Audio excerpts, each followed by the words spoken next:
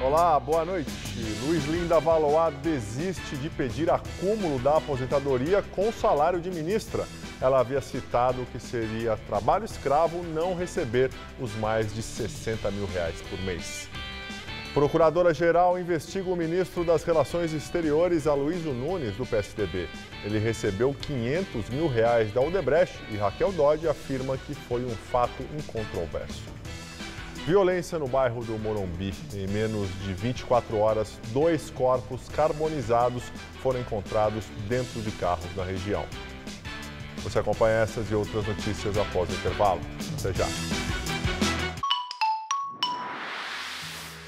Senhores, terminamos. Ai, amor, eu quero mais uma sessão. Eu também. Mas a gente tem que ver esse limite no cartão. É verdade. Vou lá fora ver isso. Ih, tá se complicando, fera. Faz no app. Epa! No app Bradesco, você consulta o limite do cartão sem gastar seu 3G. Na orelhinha, na orelhinha. Epa! Epa não, app. Bradesco, pra frente.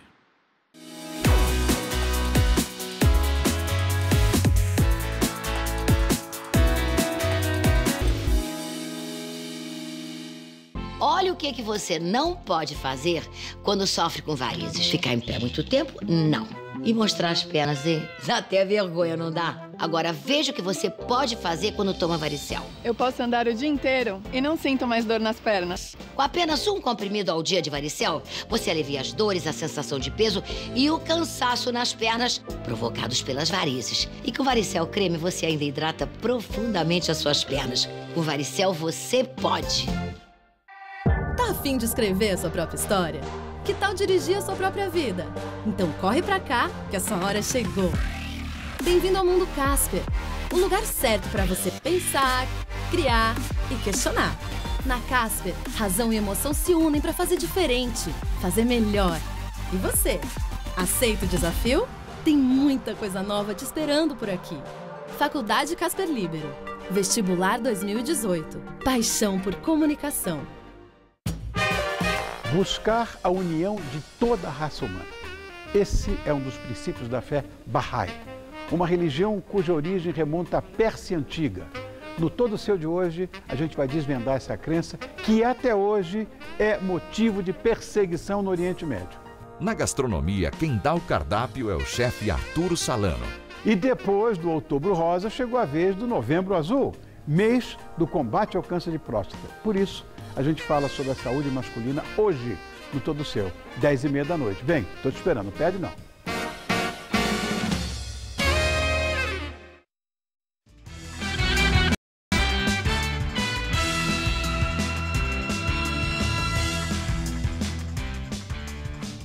Dois corpos carbonizados dentro de carros foram encontrados pela polícia entre ontem e hoje na região do Morumbi, zona sul de São Paulo.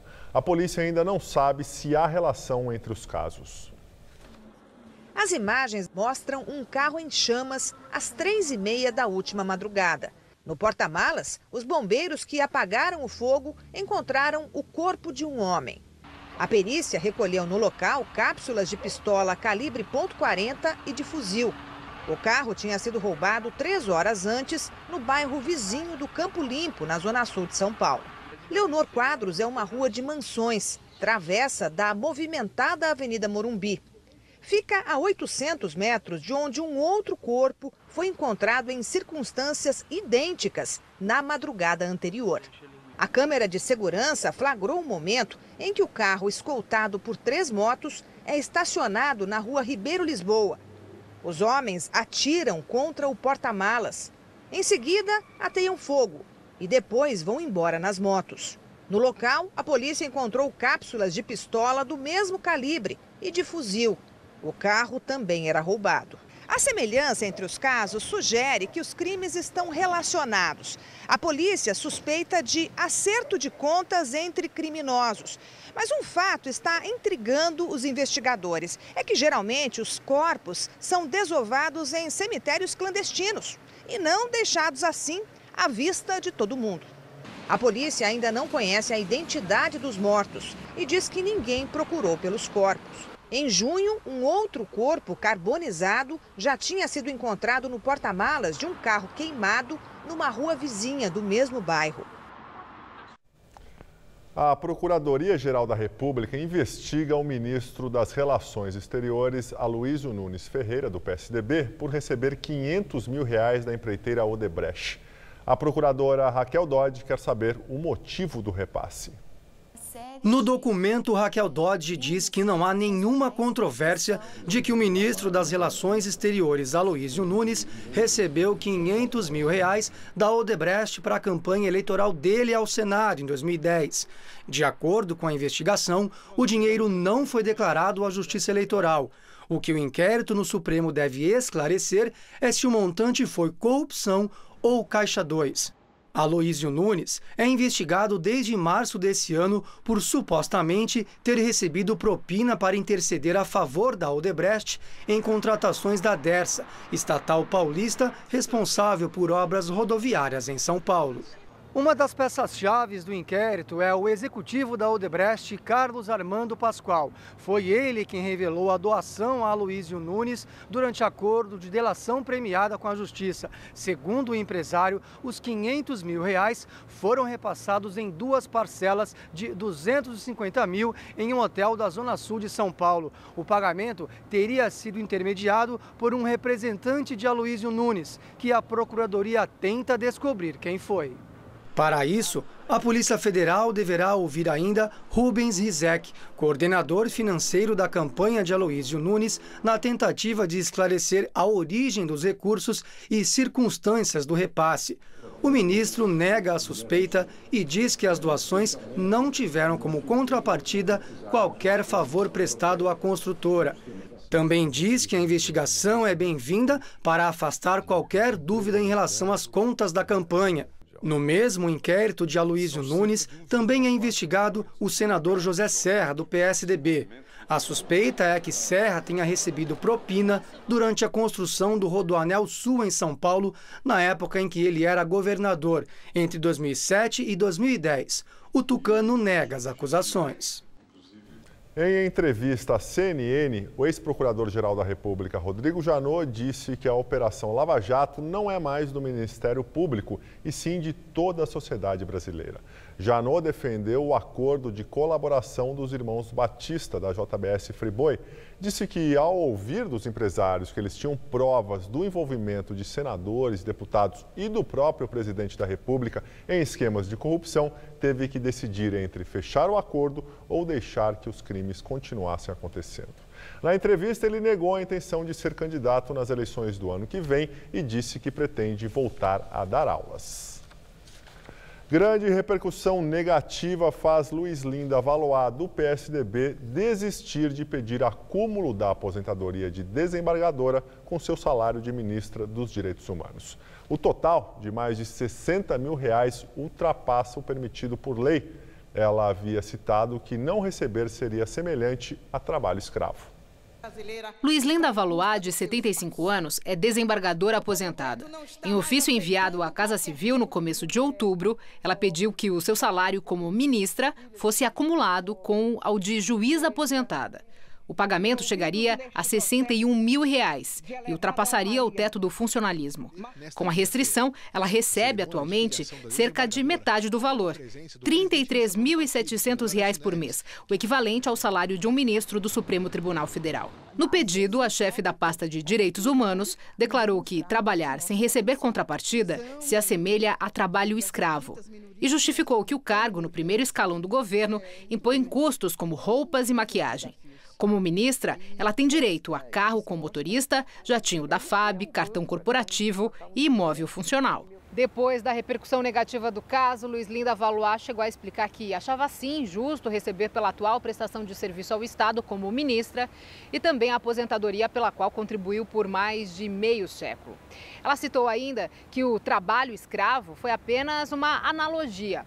A Casa Civil já tinha negado o pedido dela, mas como a declaração não pegou bem, hoje a ministra desistiu de reivindicar os dois salários. O presidente nacional da Ordem dos Advogados do Brasil criticou a ministra. Cláudio Lamáquia disse que usar o passado nefasto da escravidão para obter um privilégio ilegal é mais um deboche contra a sociedade. E agora o comentário de Josias de Souza, direto de Brasília. Responsável pela pasta dos direitos humanos, a ministra Luiz Linda não se revelou uma campeã das causas dos fracos e oprimidos, mas a ministra assimilou rapidamente os maus hábitos dos poderosos. O Estadão conta que Luiz Linda escreveu 207 páginas para defender o seu direito de receber 2 contra-cheques, o de ministra e o de desembargadora aposentada, coisa de R$ 61 mil por mês. Pela lei, nenhum servidor pode receber além do teto de R$ 33.700, mas Luiz Linda quer furar o teto. Filiada ao PSDB, Luiz Linda anotou no seu documento que se assemelha ao trabalho escravo, esse teto que limita o seu salário a R$ 33.700. Noves fora, evidentemente, o cartão corporativo, a moradia funcional, o carro oficial, o jato da FAB e outras mordomias. Ganha uma biografia de Zumbi dos Palmares quem for capaz de citar uma frase de Luiz Linda contra a portaria editada pelo governo para dificultar o combate ao trabalho escravo no Brasil. Alguém poderia cantarolar para Luiz Linda um trecho da música Maria Moita, de Carlos Lira. Diz a letra: vou pedir ao meu babalorixá para fazer uma oração para Xangô, para pôr para trabalhar gente que nunca trabalhou. Contaminada pelo refrão, Luiz Linda talvez não volte nunca mais a tentar escravizar o contribuinte brasileiro, que não merece ser acorrentado aos seus privilégios. Boa noite. O Brasil caiu para a 90ª posição no ranking de igualdade entre homens e mulheres publicado pelo Fórum Econômico Mundial. No ano passado, o país ficou em 79 entre 144 países e pela primeira vez em 10 anos a desigualdade de gênero voltou a crescer no mundo. Segundo o relatório, o resultado foi puxado pela acentuada discrepância entre homens e mulheres na representatividade política. Dos 513 deputados federais, só 51 são mulheres, 10% do total. No Senado, elas ocupam 13 das 81 cadeiras, 16%, e lideram apenas 2 dos 28 ministérios do governo Temer, o correspondente a 7%. Também, de acordo com o levantamento, a renda média da mulher no Brasil representa 58% da recebida pelo homem. A média salarial anual em 2017 é estimada em R$ 62.860 para os homens e só R$ 36.330 para as mulheres. Na educação, entretanto, cada estudante homem do ensino superior brasileiro equivale a quase uma vaga e meia delas. A expectativa de vida das mulheres é de 67,8 anos, enquanto a masculina fica em 63,1 anos. O Brasil é o pior colocado no ranking entre os países da América Latina. A Islândia é a melhor do mundo na lista. O relatório também mostrou que depois de 10 anos de avanços, a desigualdade de gênero voltou a crescer no mundo. O governador do Rio de Janeiro, Luiz Fernando Pezão, do PMDB, diz que críticas feitas pelo ministro da Justiça não ajudam em nada. Também hoje, o presidente da Câmara dos Deputados, Rodrigo Maia, do DEM, criticou Torquato Jardim. Em visita oficial à Itália, o presidente da Câmara dos Deputados, Rodrigo Maia, disse que as informações sobre o envolvimento de comandantes do Rio com o crime organizado podem ser verdadeiras, mas que foram ditas de forma inadequada. Maia declarou que, antes de falar com a imprensa, Torquato Jardim deveria ter colocado a Polícia Federal para agir e prender os que boicotam as ações de segurança do Rio. Em entrevista à Rádio CBN hoje pela manhã, Pezão disse que as acusações sem provas podem comprometer uma corporação inteira. Essas ilações, essas falas não ajudam nada, né? Trazem dúvidas. A gente não pode viver de ilações e indícios, a gente tem que ter isso esclarecido. Em entrevista ao jornal O Globo, ontem, o ministro da Justiça disse que a Corregedoria da Polícia Militar precisa investigar toda uma linha de comando sob suspeita. A polêmica teve início na quinta-feira, quando o ministro da Justiça declarou ao blog do jornalista Josias de Souza que comandantes do Rio são sócios do crime organizado. Torquato Jardim também revelou ao jornal O Globo que a Polícia Federal fará o cruzamento de informações entre os deputados e vereadores mais votados no Rio em 840 áreas que mais registraram a presença do crime organizado. A ideia é saber se há ligação de parlamentares com bandidos. O estudo está sendo feito em parceria com o TSE, a ABIN, o Ministério da Defesa e outros órgãos de investigação do governo federal. Como previsto, o sol brilhou forte em todo o estado de São Paulo neste feriado e esquentou em relação aos últimos dias. Aqui na capital, a máxima foi de 25 graus. Então vamos ver se esse calor continua nos próximos dias com Mariana Armentano.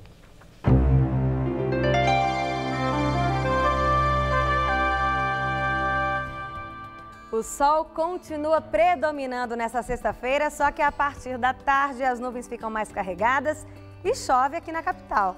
Vamos ver as temperaturas? Olha só, a sexta-feira vai começar só com 13 graus, mas à tarde chega a fazer até 29, com previsão de chuvas a partir da tarde. Assim como no sábado, quando a máxima já cai para 27 graus por aqui. No domingo, esfria um pouco mais, as temperaturas ficam só entre 17 e 24 graus, com chuvas a qualquer hora do dia. Nos Estados Unidos, Donald Trump empossou hoje o ex-banqueiro Jerome Powell na presidência do Banco Central americano. Powell já foi subsecretário do Tesouro americano no governo do ex-presidente George W. Bush e assume como o primeiro ex-banqueiro de investimentos a ocupar o cargo nos últimos 40 anos. Durante a cerimônia na Casa Branca, Trump afirmou que Powell é um homem forte e inteligente que deve manter a continuidade da política monetária americana com a admiração de seus colegas, além do respeito do Congresso. Ao lado de Trump, Powell fez um rápido discurso onde ressaltou que está comprometido em assegurar as metas do Congresso para emprego e inflação e deixar o Banco Central preparado para enfrentar qualquer mudança no cenário econômico mundial. Aqui no Brasil, o ministro da Fazenda, Henrique Meirelles, admitiu em uma entrevista à revista Veja que é presidenciável. Ele afirmou que é exemplo de 2010, quando foi convidado pelo ex-presidente Lula para deixar a presidência do Banco Central e ser vice na chapa de Dilma Rousseff, tem até o dia 31 de março do ano que vem para tomar uma decisão deste tipo novamente. Meirelles afirmou também que a economia real está crescendo muito mais do que estamos vendo nos jornais e que a impressão de que a recuperação da economia é lenta se deve ao fato da recessão ter sido profunda. Nova exposição sobre o Holocausto no Memorial da Imigração Judaica é um alerta às gerações futuras e um convite à reflexão. Prepare-se para mergulhar num dos períodos mais tristes da história da humanidade. Uma época em que pelo menos 6 milhões de judeus foram mortos, entre eles 1,5 milhão de crianças. Foi uma verdadeira indústria da morte. Todo objeto, acessório do prisioneiro era utilizado. Lentes, dentes de ouro, pele, tudo, absolutamente tudo, os cabelos, tudo era utilizado para a indústria. Logo na entrada, o visitante se depara com a famosa frase que ficava nos portões dos campos de concentração: o trabalho liberta. Vocês podem ver que na palavra Arbeit, o B está de cabeça para baixo. Esse B foi feito por prisioneiros judeus que queriam dar uma sinalizada para fora do campo para que as pessoas percebam que algo está errado aqui dentro. A exposição permanente traz um acervo valioso. São fotografias, objetos, roupas que retratam este período da história, que durou cerca de 12 anos. Nos cartazes, a forte propaganda nazista de Adolf Hitler, que influenciou os jovens na Alemanha. As imagens registradas pelos próprios alemães mostram a destruição de sinagogas, lojas e casas de judeus, numa noite que ficou conhecida como a Noite dos Cristais, em 1938. O museu também conta a história das obras de arte que pertenciam aos judeus e foram confiscadas pelos nazistas. Algumas foram destruídas, outras permaneceram escondidas. Houve as que ajudaram a financiar o regime. Há ainda um trem que remete ao momento em que os judeus eram transportados para os campos de concentração. Aqui no memorial foi montada também uma barraca onde ficavam os prisioneiros. Eram os dormitórios onde eles ficavam amontoados nas poucas horas de descanso depois do trabalho forçado. A réplica foi feita com base em fotos da época. É como se estivéssemos dentro de um campo de concentração. E é assim que o Museu da Imigração Judaica e do Holocausto, no Bom Retiro, convida o visitante a fazer uma reflexão. E nada melhor que utilizar a frase de Anne Frank, que falou que, apesar de tudo, ainda acredito na bondade humana. Este memorial tem uma função de preservação da memória, uma lição de tolerância e até que ponto nós precisamos diariamente combater o preconceito e a intolerância.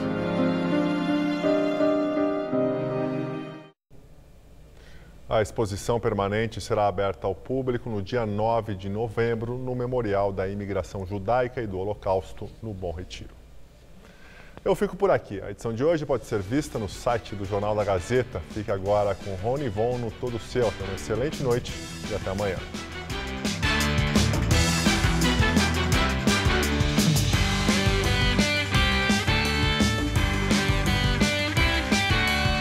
O cantor e violeiro Cláudio Lacerda solta a voz na festa sertaneja desta sexta, 10h30 da noite. Assista agora Todo Seu.